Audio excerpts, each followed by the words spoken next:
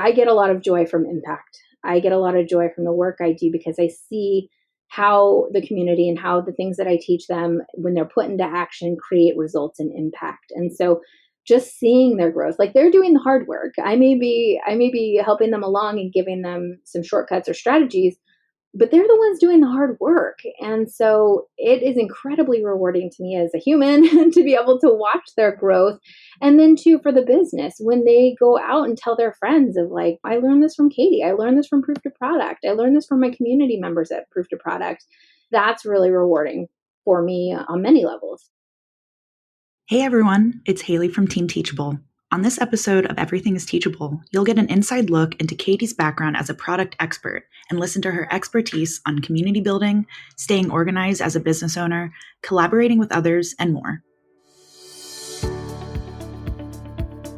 Welcome to Everything is Teachable, the podcast that takes you behind the scenes to learn how everyday creators have transformed their skills and passions into online courses and businesses.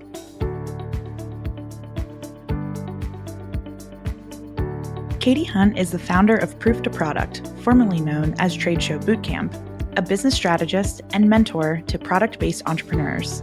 She's worked with thousands of entrepreneurs through her in-person conferences, online courses, and group coaching that she offers. Katie is also the host of the popular podcast Proof to Product, where she takes listeners behind the scenes of growing a product-based business. Guests share their successes, struggles, and how they've made difficult but important transitions in their business to continue growing. Katie has taught classes for CreativeLive, the National Stationery Show, the Savvy Experience, Be Sage, Seanwes Conference, and Unique Camp. She's been featured on New York Times, Forbes, BuzzFeed, Brit Co, ABC Chicago, and VoyageLA, and also interviewed on a variety of popular podcasts. Katie has a passion for creating, a mind for business, and a strong desire to help others succeed. When she's not cheering on her clients or dreaming up new workshops, you can find her spending time with her husband and 4 young children, hosting friends for dinner, or surfing Instagram. Katie, thank you so much for joining me today. I'm really excited to have you. How are you doing? It's my pleasure. I'm doing well. How are you? I'm doing great. Let's go ahead and jump right in. Off the bat, I'd love to hear more about your business, Proof to Product. Love to hear kind of a background and how you got started. Sure. So I've been an online entrepreneur for about 14 years now. I started in the product world, selling my products direct to consumer online, as well as to the wholesale market.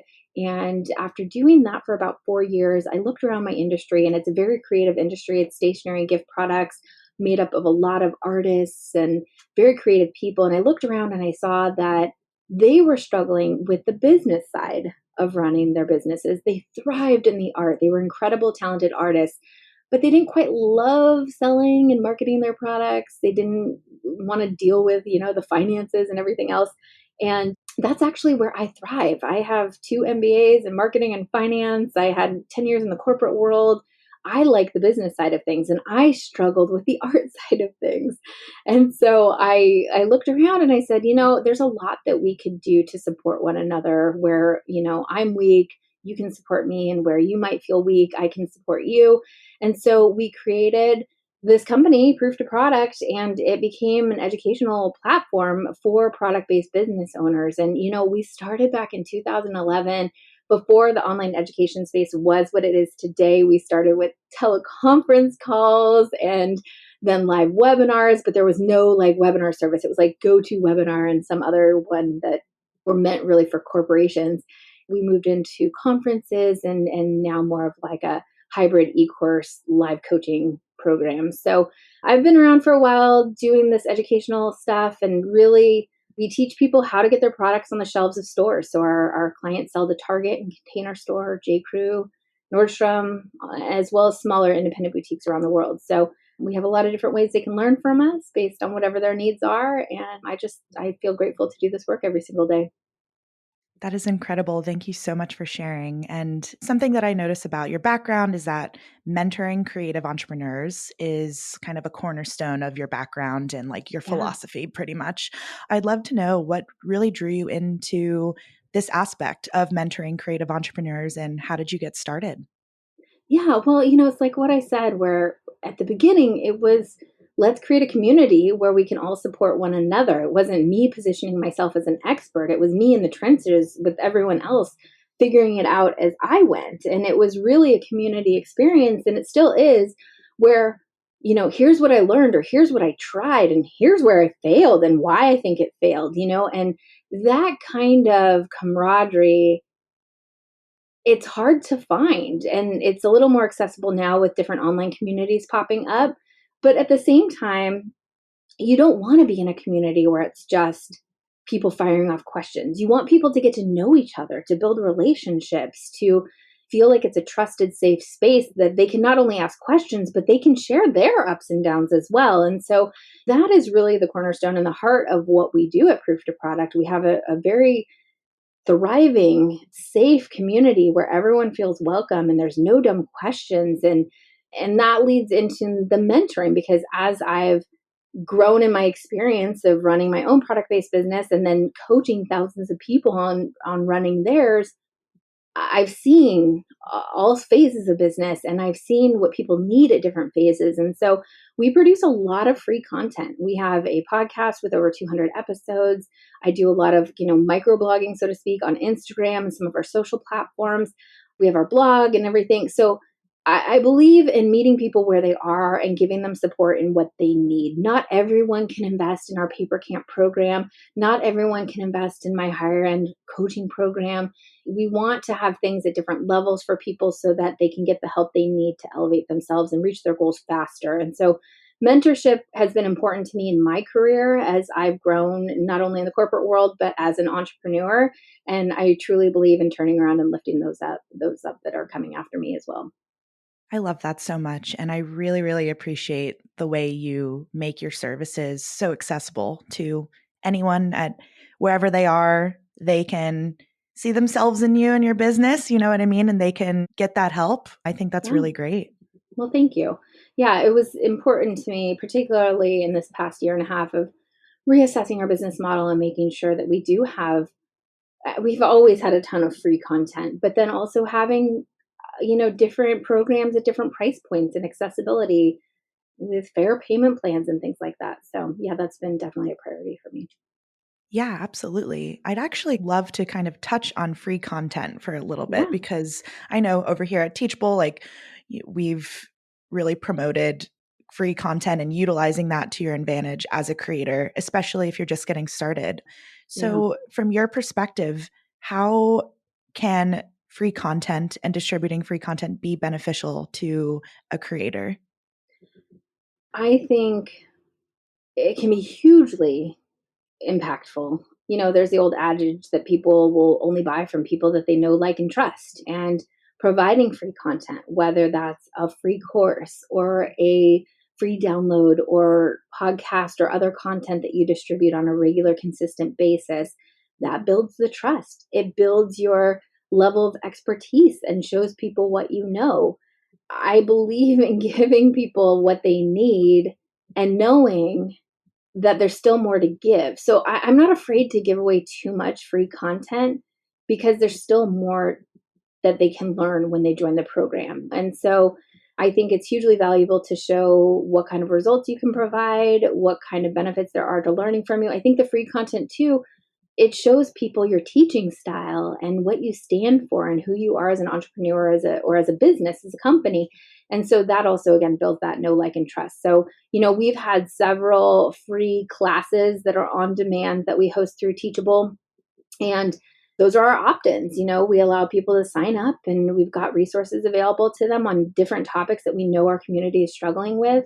I think we have like 7 different opt-ins at this point. They're not all courses, but I'd rather give generously in different ways so that people know that they're going to get the help they want. This isn't fluff. This isn't just, I'm going to tell you what you think you need and then not really give you the full picture. I don't know. That just isn't my style. I really appreciate you sharing that. Yeah, I think that it can be, before even moving into the process of wanting to sell something, I think that building that trust with your audience is essential. So I think the free content is a perfect way to do that.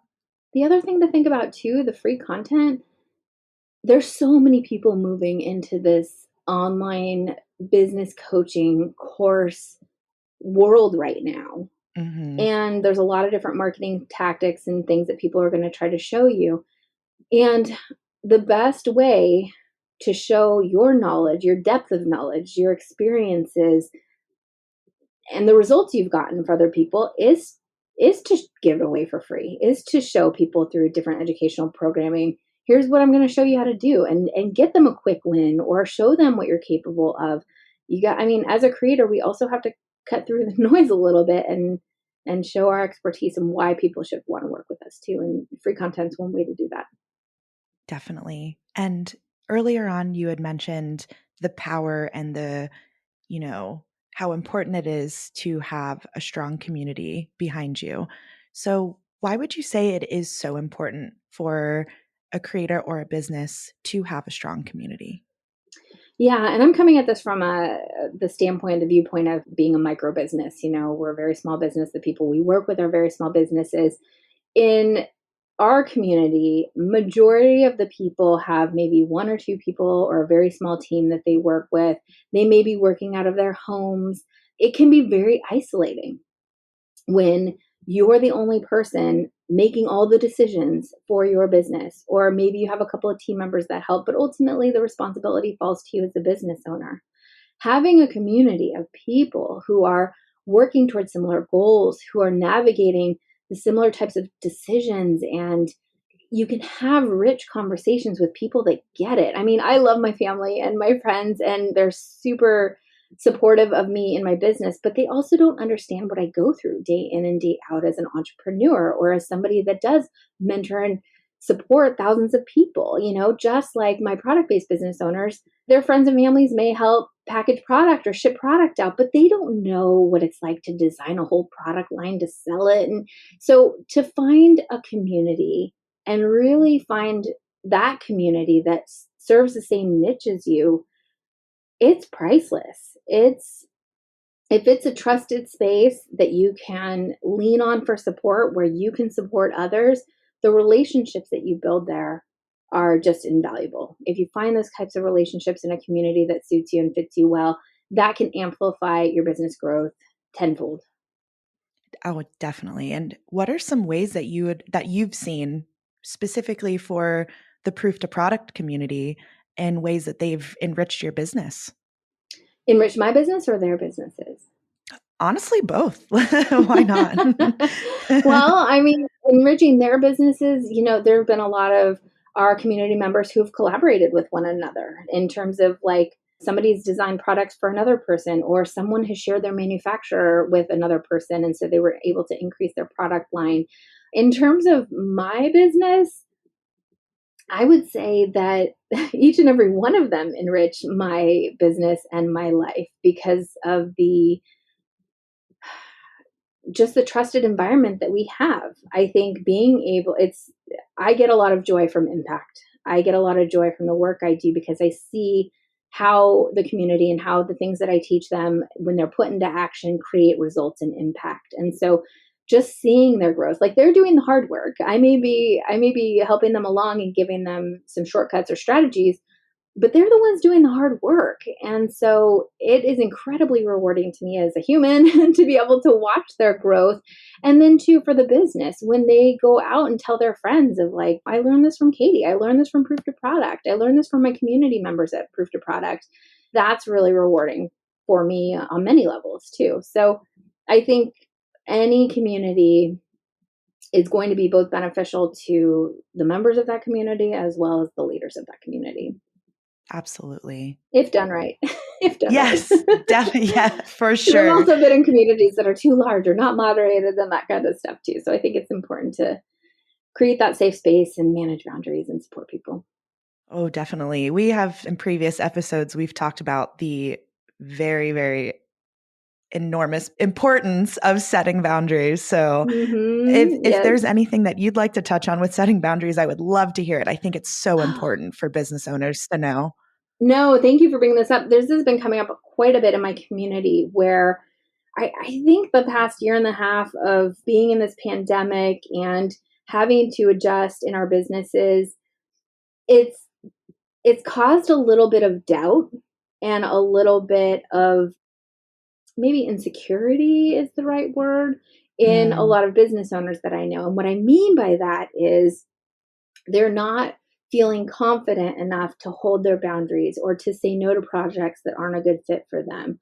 I'm finding that because we spent some time, like everyone, shifting and pivoting and all the things, right? Like over the last year and a half, we were kind of trying to be accommodating and we said yes to some things that maybe we wouldn't have said yes to previously.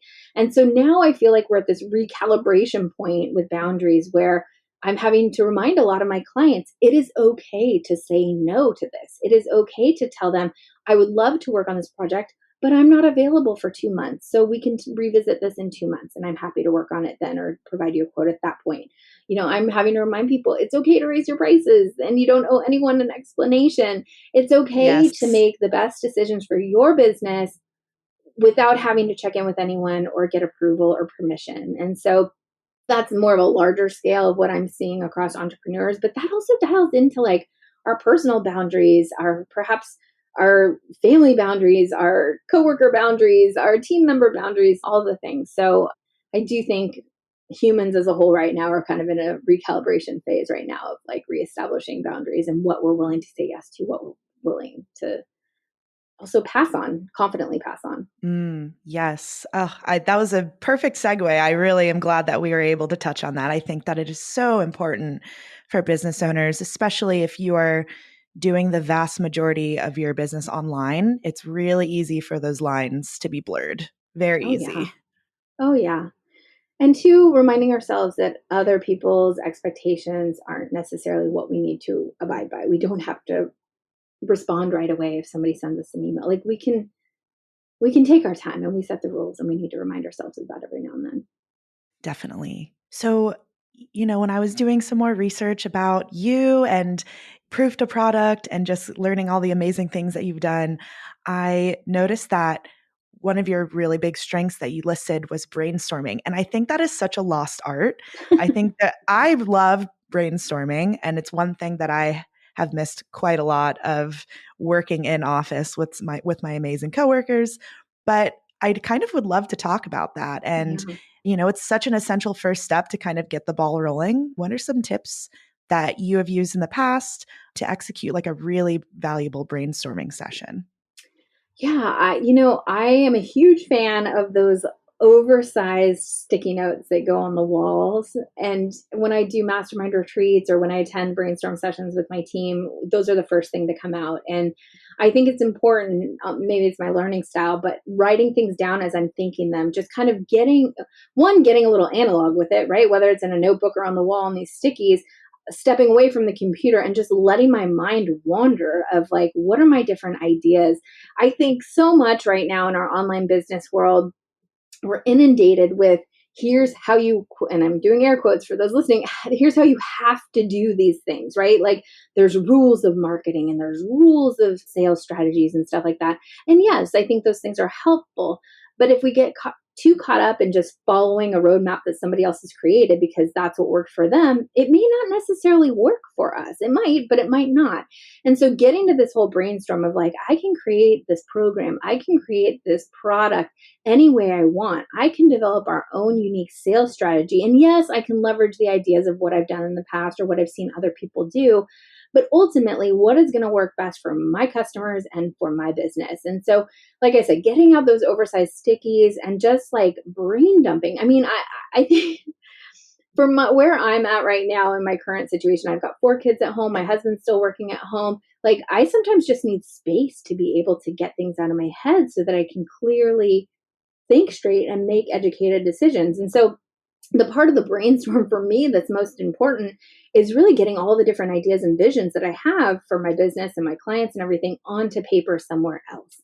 So that then I can go through and whittle it down to what's most important, what can we execute on, what is going to make the biggest impact, what's going to help the bottom line in the business. I mean, I have lots of ideas. We all have lots of ideas, right? But we need to also carefully weigh these brainstormed ideas and look at, I usually like to weigh things by a few criteria. What's the time commitment involved? What's the potential income earning that will come from this?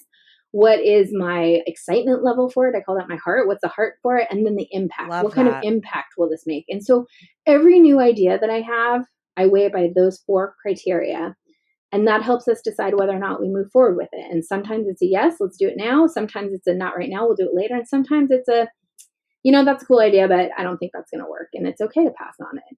But I think that step of giving yourself white space to actually think and get everything out of your head, getting it off the computer and doing something analog on a notepad or a large sticky note on the wall, and then talking it through with trusted teammates or colleagues, and kind of honing in then too on the 4 key things I just mentioned. That's how I go through my brainstorming and then decision process in my business. I love that. I am totally in full agreement with you that getting away from the computer and writing things down is the best way to approach stuff like that. So I love hearing the different processes that people do. And kind of in this wheelhouse, you have so many different aspects to your business and there's so many moving parts. What are some of your favorite tools for staying on top of everything and, most importantly, staying organized?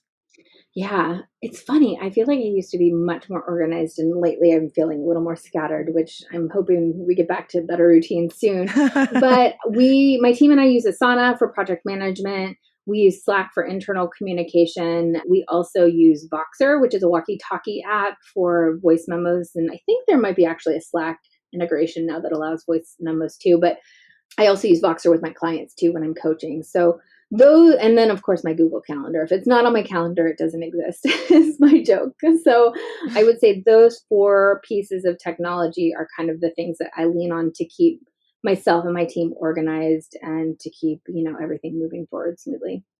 Awesome. Thank you for sharing that. Of course. I kind of would love to transition into when you decided to bring online courses into your business. You guys have so many products on Teachable. It's really impressive and awesome to see. And Most of them I'd aren't love, public. They're kind of hidden. I love it. Because we do stuff a lot through emails too. So they're that's great. accessible, but we don't have them always public. So yeah, so we actually started online courses in 2011. But again, it's morphed over the years. Like, it started as teleconference calls that we did where recordings were then housed online and people could revisit them. And then we moved to the webinar format where they were recorded and people could, listen to the replays online. And it was in 2015 that we moved to Teachable and did more of that hybrid course format where we have programs. Well, our core signature program, Paper Camp, it runs for 4 weeks.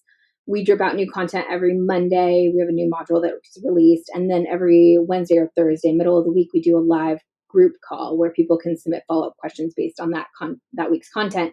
We also have a community where the students all hang out and talk about things too. So that's kind of the model that we use with the courses. We do have some on-demand evergreen, just do it when you can do it. And also some opt-ins that are masterclass style where people can sign up at any point and watch it right away. So we've done a few different things. But yeah, I mean, really our online programming dates back to 2011. And it's been, we've been adjusting as the needs of our community have changed too, of like what kind of learning styles and things they want. Definitely. And you mentioned you started online courses back in 2011. And of course, it morphs over time and the needs of your audience change. But at that point in time, what was kind of the turning point for you to realize, okay, I'm thinking that I want to bring in another aspect of my business, which would be online courses in this situation. What was that? What moment made you decide to start doing that? Well, that was actually the first thing that was the first offer we Oh, ever okay. brought in.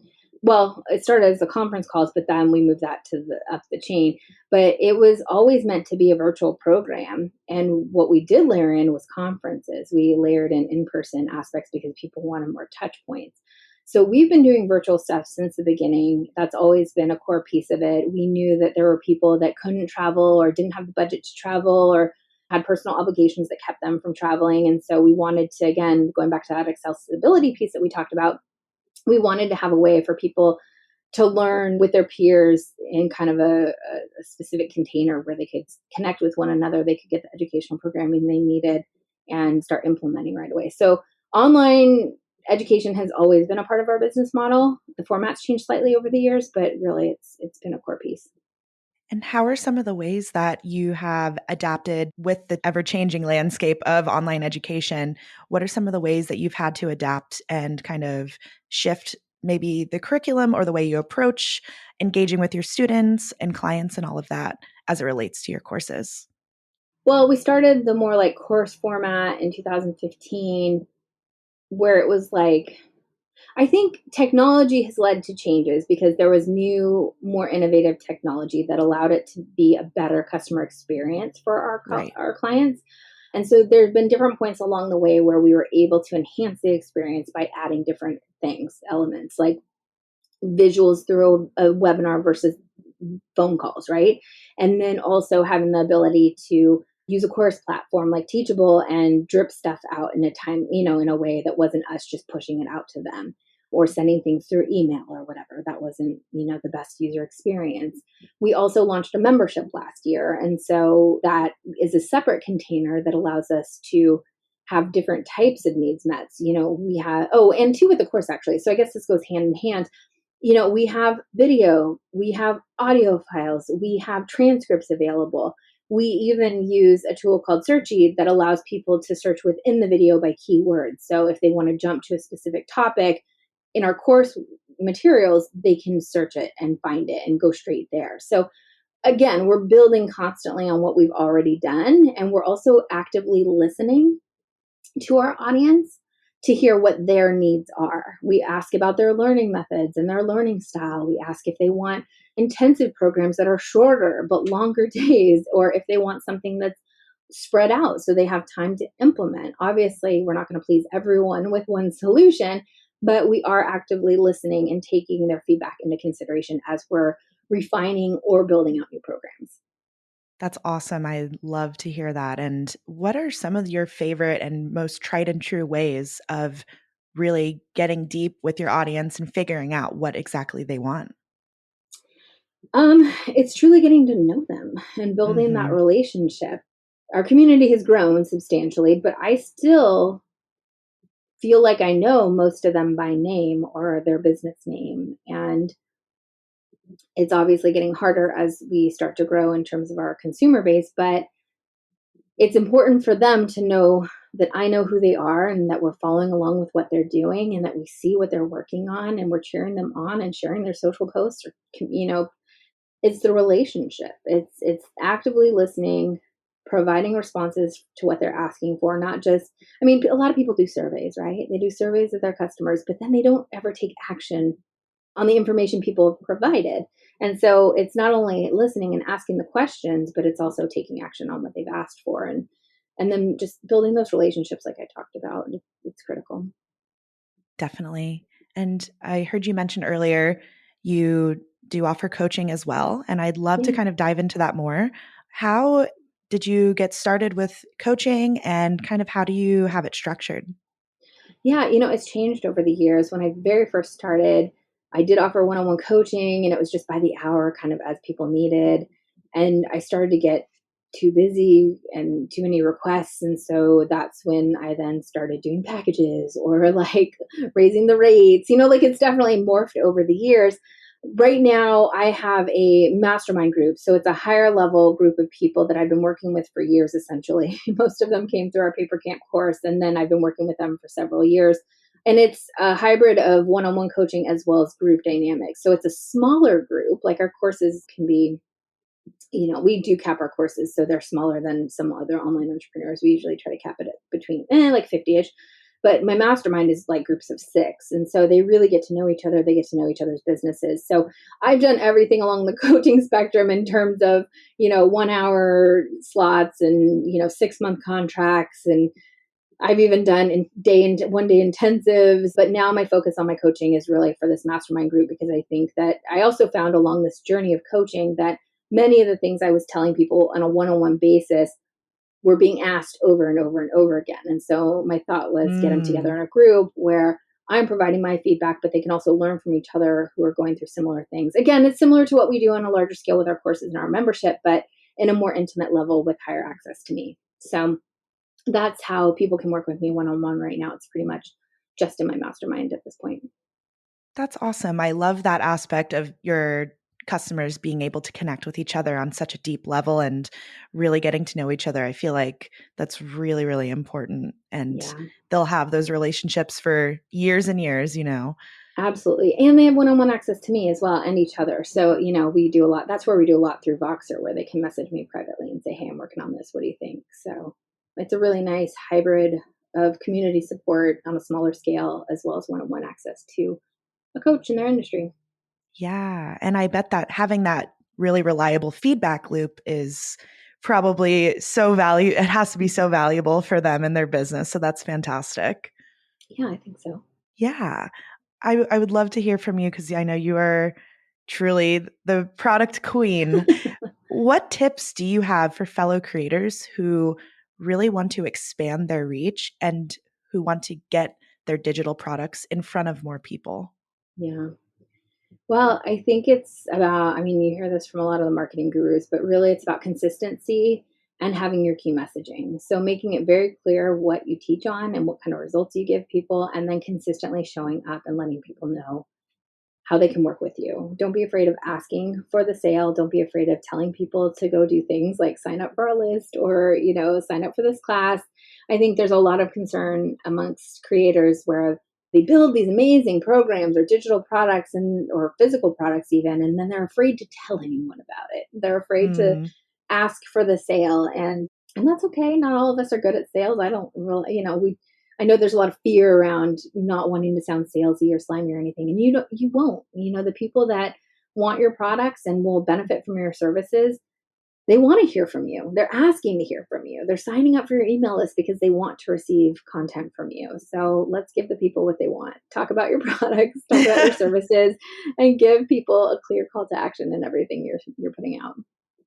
I am so glad you said that because we really, over here at Teachable, we are trying to encourage everyone to do the same thing to not necessarily pushing fear aside forever. Maybe I think it's, a good thing to encourage you to try new things and put yourself out there. But yeah, your audience does want to hear from you and you just have to go for it and just be consistent. That's really good advice.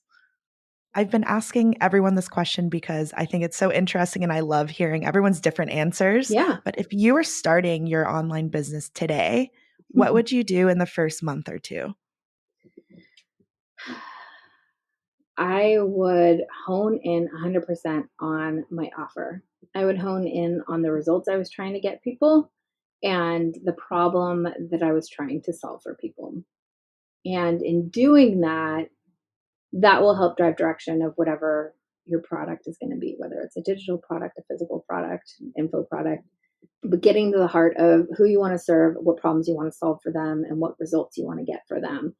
If you know that, it makes the build out of the product easier. It makes your marketing easier. It makes it easy for you to communicate to friends and family in your inner circle of what you're working on and how they can help you spread the word. But yeah, that is what I would focus on first. Awesome. Thank you for sharing that. And if you feel comfortable sharing, I'd love to hear where Proof to Product is going next. What do you all have planned? Yeah. We have our next round of our paper camp program coming up very shortly. That's again where we teach people how to sell wholesale. So if they want to get their products into stores like Target or Container Store, we help them do that. So that's coming up. We have a lot happening in our membership, which is called Proof Your Product Labs. We've got incredible programming there, and that is focused on business operations. Labs is where we talk about money and marketing and sales and team building.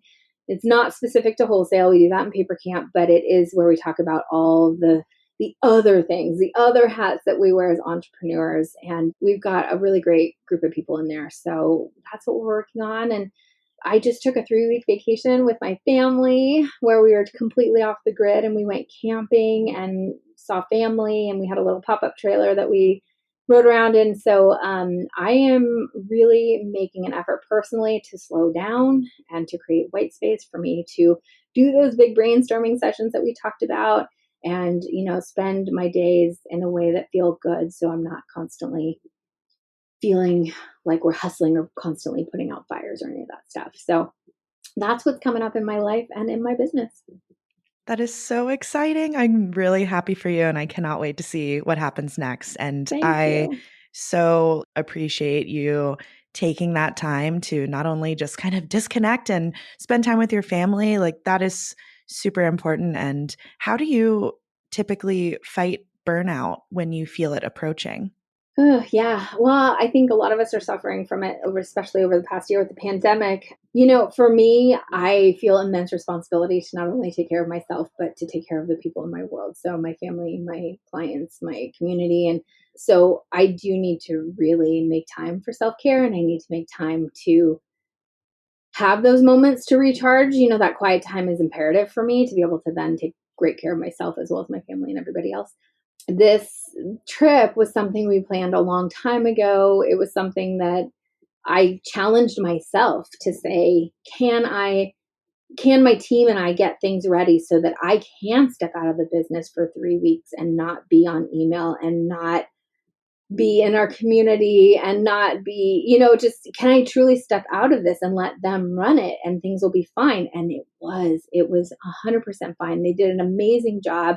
I never had any doubts. I came back and there were a few things we needed to handle, but I was not worried. I was not anxious. I stepped out knowing that they had full control and they were going to do great.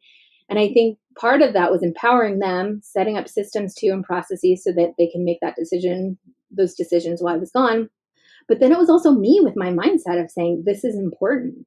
I need to spend this time with my family and I need to spend this time for myself recharging, reading books and going on hikes and sitting at a beach and all these things that when I'm fueled and I'm taking better care of myself, I can then be a better mom and a boss and a coach and a mentor to these people. And so I know that's not really day-to-day burnout, but I will say prioritizing ourselves, it's a hard thing to do. I know it's a harder thing to do. It's easier to say.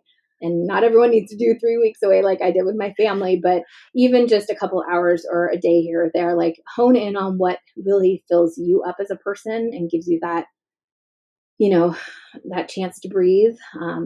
Maybe it's something physical and active. Maybe it's something therapeutic like painting or ceramics or something. Like figure out what your things are and really truly make space for them so that you can be, your best self. Yes. Thank you so much for sharing that. That is it's beautiful, honestly. So you already told us about all the exciting things that are coming up for Proof to Product. Where can people connect with all of you on social media, email lists, newsletter, whatever you guys have going on? Yeah, the best place to hear what we're up to is on our podcast. It's called Proof to Product. You can listen at prooftoproduct.com/podcast or wherever you're listening to this podcast now. We're on all the platforms. Our website is prooftoproduct.com. So if you want to sign up for our newsletter to receive information about growing a product-based business, that's where you do it. And then everywhere on social media, I'm hanging out at Proof to Product. That's PROOFTO and then the word product. Awesome. Thank you. And you have already shared so many wonderful gems of wisdom in this episode. Do you have any last words of inspiration for our listeners before we hop off? Well, thank you for that kind compliment, by the way.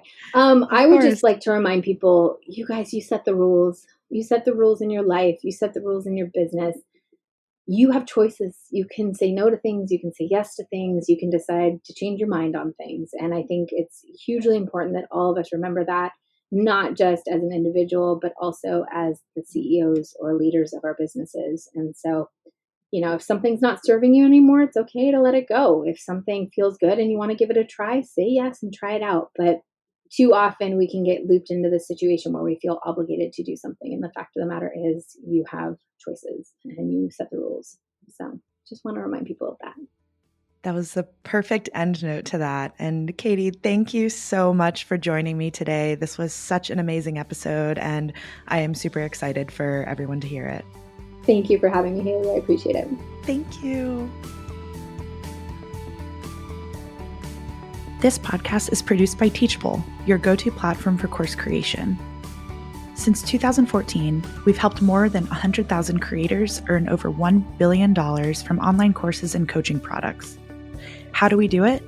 By managing all the logistics, like coding and payment processing, to make it easier than ever for you to share your knowledge online. To learn more, visit teachable.com.